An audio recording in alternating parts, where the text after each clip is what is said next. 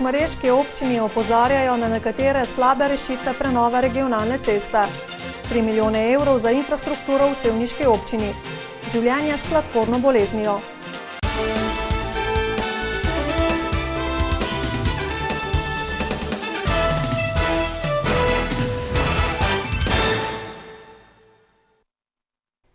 Lepo pozdravljeni. Prva faza temeljite prenove regionalne ceste Šmarjeta-Šmarješke Toplice je bila končana že pred časom. Osrednja občinska prometnica s pločniki, javno razsvetljavo in dvosmerno kolesarsko stezo je velika pridobitev za turistično občino, a ima po mnenju nekaterih tudi pomanjkljivosti. Nekatere očitno slabe rešitve je na zadnji redni seji izpostavil tudi svetnik Tone Bobič. Kot poudarja, se ob vsakem večjem jesenskem deževju izkaže, da odvodnjavanje ni ustrezno urejeno. Dejansko se izkaže, da veliko vode zastaja na cesti, na samem cestišču, kar pa seveda je potencialno nevarno tako za pešce, kot tudi za samo vozila zaradi zdrsa. Kaj šele po zimi, ko to zaledeni in tako naprej. Tako da je kar težavna situacija zaenkrat.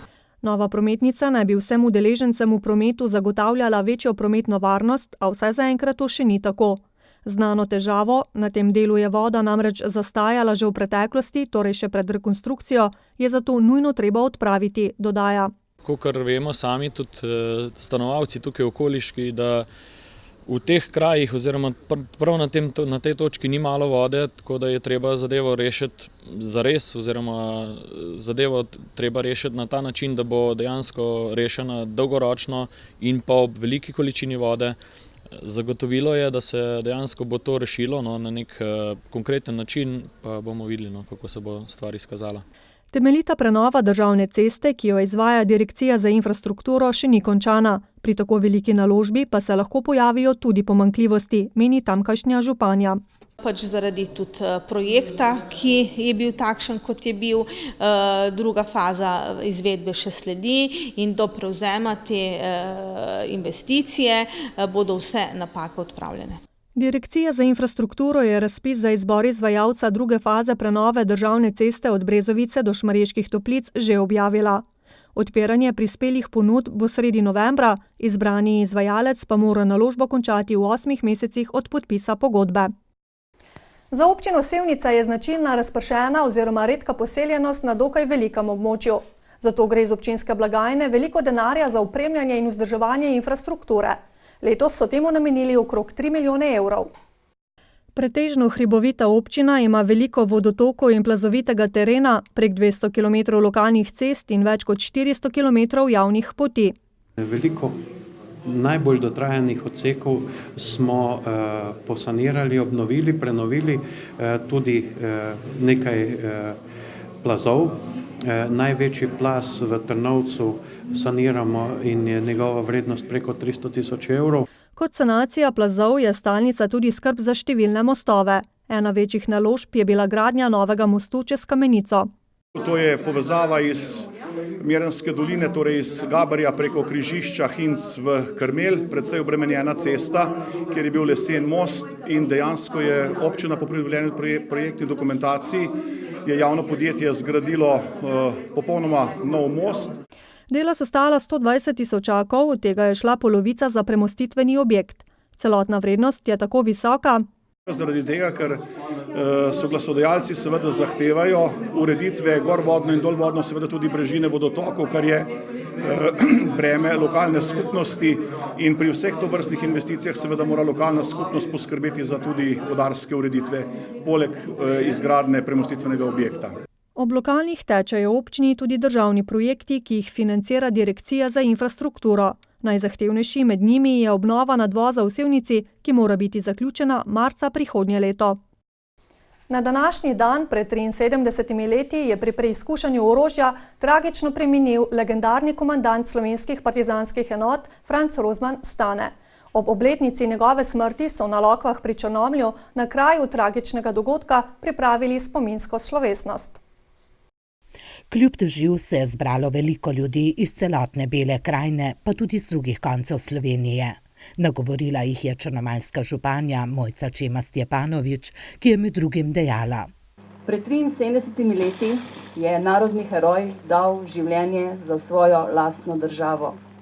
Gre za dogodek, gre za zgodovino, katero bi radi nekateri izbrisali, vendar zgodovine se ne da izbrisati. Rosmanova stališča pa so še danes aktualna, je poudaril slavnostni govornik Janko Veber, poslanec v Državnem zboru, ki je orisal lik in delo legendarnega komandanta ter obudil spomin na čase NOB. Govoril pa je tudi o današnjih dneh.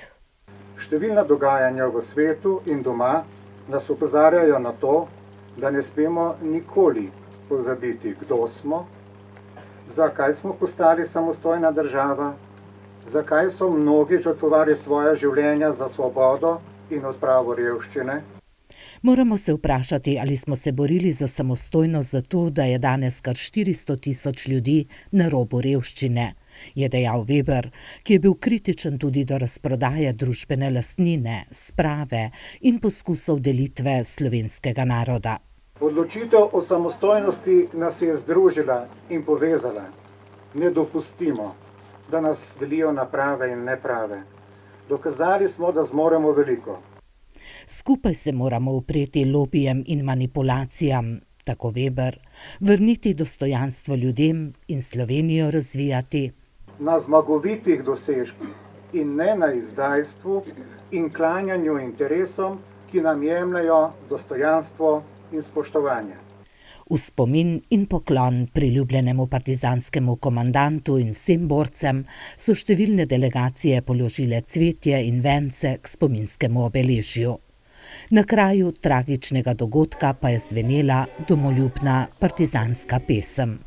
Svoboda res je zlata, svoboda nam je vse. 14. novembra obeležujemo Svetovni dan sladkorne bolezni. Po zadnjih podatkih ima v Sloveniji to bolezen kar 136 000 ljudi.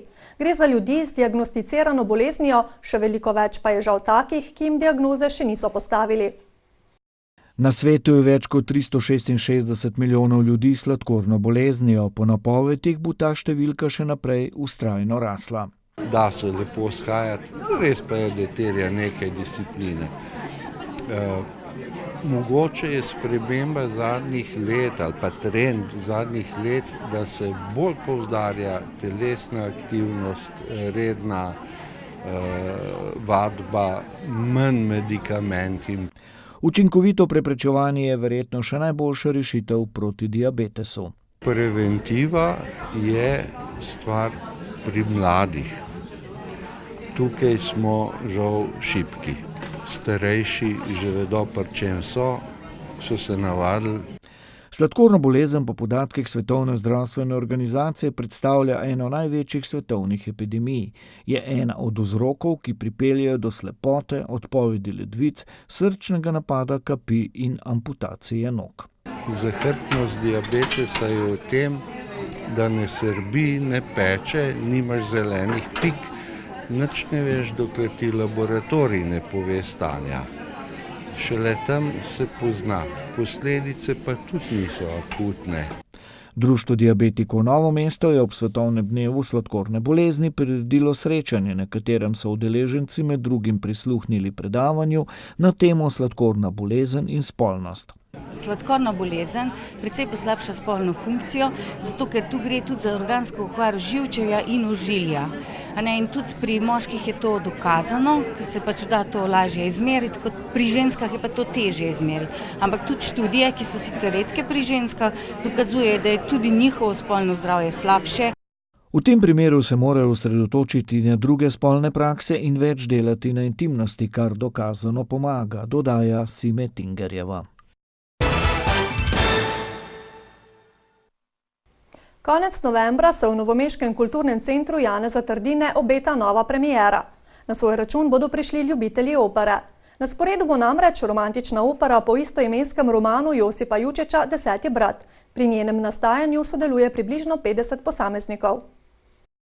Ustvarjalci vabijo pod sloganom Pridite v Novo mesto v opero. Ta sicer nastaja v skromnih pogojih, kar pa ne velja za njeno produkcijo, pravi producent in skladatelj Aleš Makovac.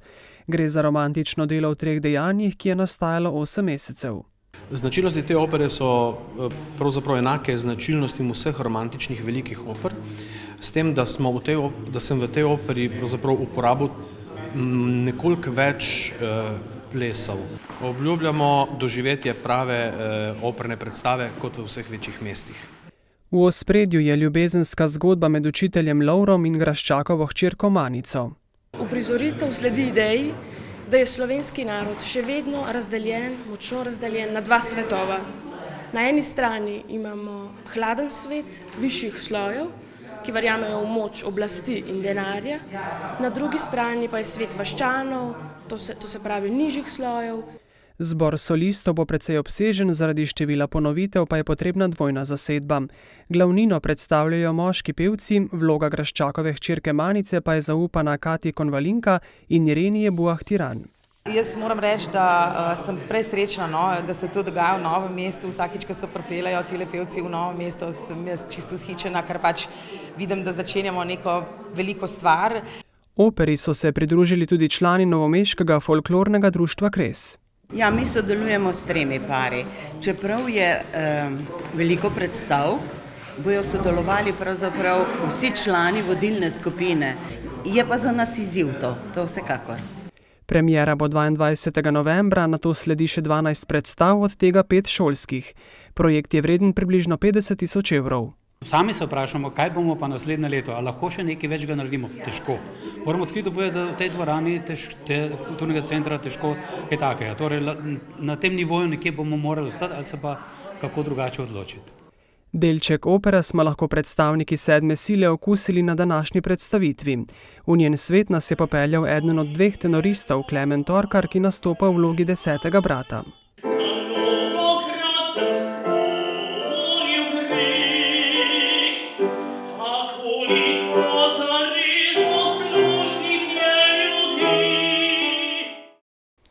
Gledalci in gledalke vašega kanala ste v napetem glasovanju na naši spletni strani izbrali osebnost oktobra. To je postal vsestranski kulturni ustvarjalec Stane Peček. Stane Peček je neusahljiv vir novih domislic in podvigov.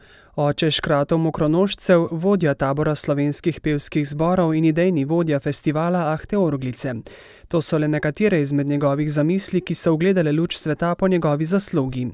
Častni občan občine Mokronog Trebevno je konec oktobra obeležil 80-letnico. V Trebanjski in Mirenski dolini so ob tej priložnosti pripravili presek njegovega bogatega ustvarjalnega dela.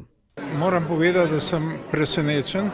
To je prva zadeva. Druga zadeva, jaz sem bil na to prireditev povabljen tako kot ostali z vabilom, tako da nisem nič vedel, kaj se bo dogajalo. V stvari so pa naredili neki presek mojega dela, pa sem skoraj sam začuden, kaj sem se počel. Peček, sicer tudi glasbenik, scenarist in pisatelj, je pred kratkim izdal svoj prvi roman Netopir.